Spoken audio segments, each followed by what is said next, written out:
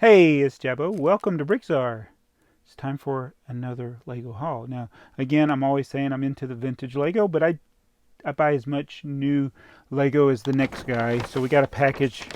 Actually, it's not a package, it's a bag from the Lego store, the best Lego store in the whole world, Sugarloaf Mills in Gwinnett County, Georgia. Best employees. In fact, I went there today, and I was intending. You should have seen me running in. I was like, need that, need checkout, need to go, because I was on my lunch break and I needed to get back to where I was, and it was a little bit of a drive. And then I ended up talking to him for a few minutes, so I had to kind of rush and eat my lunch too, in the middle of all this. But I'm very partial to the crew there at that Sugarloaf Mills store at what's that, Sugarloaf Mills Mall. All right, so I guess I should just go ahead and show you what I got. Now, I've been waiting on these things. These are things that I missed out on, and the first is the most important one, the bucket of flowers. Oh wait, it's bouquet. The bucket of flowers. This is an awesome looking set. Now, they had just stocked it. I don't know if the truck came this week or last week, but it was full shelf, and I only picked up one. And there was another, when I was leaving the store, there was another guy coming into the store that was, he's like, what do they got? And I said, they got the bouquet of flowers. And he's like, yeah. I wonder how many. He had a bag. That's how I knew he was going to the Lego store, because he had an empty bag that he was going to take to fill up. But yeah, the bouquet of flowers, I've been wanting this. And now that I got it, I'm like, I should have bought two.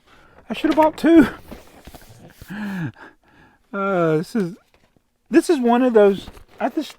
This is a really awesome looking set. I hope it's a fun build. I'm hoping I'm going to like it, and I'm probably going to start building on it pretty soon. This hasn't been a year for me to build a lot of sets, unfortunately. Hopefully we'll change that here before summertime. And then the other thing I got, this was the last one they had, and I got some bubble wrap. Actually, I got that from something else. The Winnie the Pooh set. So, yeah, finally got the Winnie the Pooh set. This thing's been sold out online and in stores for the most part. Now, I did miss out on the Winnie the Pooh prints. Those things are going... So, you know how they, on the VIP site, they have like different prints. They've had like the Patton, they've had the Marvel Comics art, they've had stuff for the Fiat. That stuff's still there. Oh, and it even has some for video. They put the Winnie the Pooh stuff on there. It sold out quickly. I was not expecting that. All 5 of them sold out, and they are on eBay. Some of them going for the whole lot of 5 for over $1,000. I'm like, what? It's crazy. Clearly, the people who bought it didn't have any intention in keeping it, but when I say bought it, they used their VIP points. So, yeah, and they did. By the time you see this video, there's a promotion that they told me about that's going to be on the website, so it will have already happened by the time you watch this. But there's going to be a space promotion April 1st. I'm looking forward to that. But you're going to see this video on April 5th. So what good does it do you? I do film these videos in the past, by the way. But these are 2 awesome sets, and I haven't even built them. I'm pretty sure I'm going to like them. I think 95% of Lego sets, you can kind of tell that you're going to like it by looking at the box. I'm not going to lie. And the thing that comes from building it is, when you build a Lego set, I probably shouldn't say 95%, it's probably less than that, but when you build a set, you sometimes discover things that you didn't notice, so it makes it even better. On the other hand, there are occasional times you build it and you get frustrated and you don't finish it. They might be bricks. So that's 2 awesome sets that I'm happy to get. I don't know if I'll build the Winnie the Pooh anytime soon, but I'm definitely going to keep this upstairs and build it. Oh, and it's appropriate that I finally got it now that it's spring. I took a picture of the bag in my car. It's covered in pollen, Had no pollen this morning, and then this afternoon when I was going home from work, it was like covered in pollen. We get it really bad in Georgia as far as like the pine. When the pine's probably not as bad for your allergy, but it's so much more noticeable. It turns everything yellow or yellowish green in the springtime. So in harmony with springtime and the flower bouquet, I'm wearing a Pylon T-shirt. There's anything on the back? I haven't even looked at the back of this shirt. It's probably blank for all I know. Just got it recently. Pylon's another one of my favorite bands. And it's interesting. They Might Be Giants' new album is called Book. Pylon's is called Box. So a lot of B's going on and things I like. And so they have the cone. This came from where the place they worked. They like the safety cone. So the cone kind of is the pylon. It's where they get the name from. And so I have to deal with pylons every day at work because I have to put cones out around my vehicle at work. But anyway, Pylon Book includes everything except for their album Chain. And I know that doesn't mean anything to 99% of the people that are watching this right now. But on Chain, there is a song called Springtime. And it is springtime. See how I tied that all nicely together?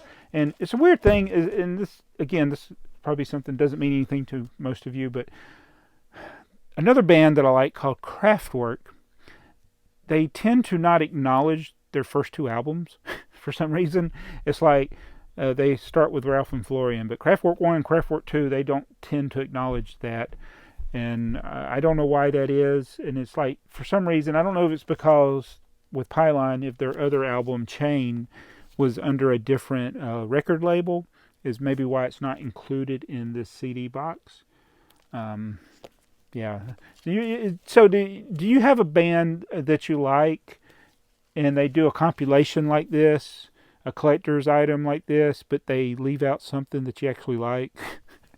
I'm sure it happens with everybody with maybe one of their favorite bands that they like. But Pylon's one of our favorites. So I got a couple of questions that I'll answer. One of them, somebody asked if they could enter a giveaway. It's from a video that's 6 years old.